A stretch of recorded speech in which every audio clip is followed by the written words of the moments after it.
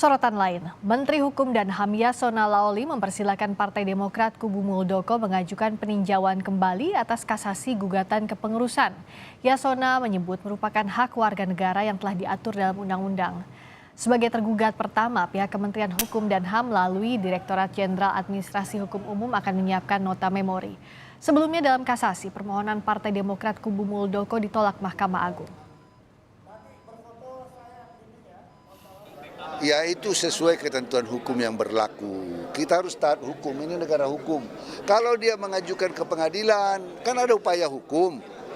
Ada, kalau dia tun di petun, pengadilan tinggi, kasasi APK, kan begitu. Itu aturan hukum, hak. Dan saya tidak mau campur, kami tergugat, kami jawab. Kalau ada, ini soal normal aja itu, ya. Dan,